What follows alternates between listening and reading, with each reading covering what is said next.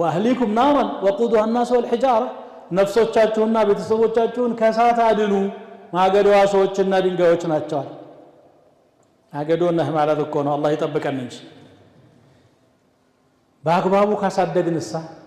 والذين آمنوا واتبعتهم ذريتهم بإيمان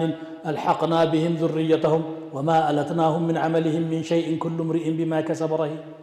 نزا يامنوا الناس ذرياዎቻቸውን የተከተሏቸው እነሱን ሁሉንም አስጠጋግተን ጀነት እናደርሳቸዋለን ስራቸውንም አናጓድልም ትርፍ እንሰጣለን እንጂ ይላል ስለዚህ የመልካም ስራው በሩ በጣም ሰፊ ነው የዒባዳ መስኩም በጣም ሰፊ ነው ሁሉም መስራት ባንችል በዋነኝነት ከክልከላው መጠንቀቅ ነው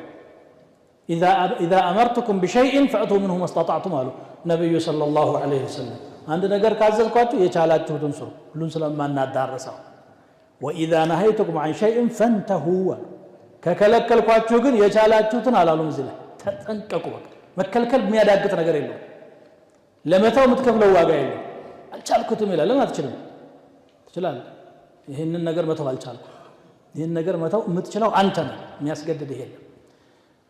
فالحاصل هي عباده الله የሚወደውን ነገር ሁሉ ያካተተ ነው ሲባል እዚህ መስጂድ መተን የምንሰራው ወይ ደግሞ መስጂድ الحرام ላይ የምንሰራው ሐጅ ዑምራው ብቻ አይደለም እነዚህ اصول العباده ናቸው ዋናዎቹ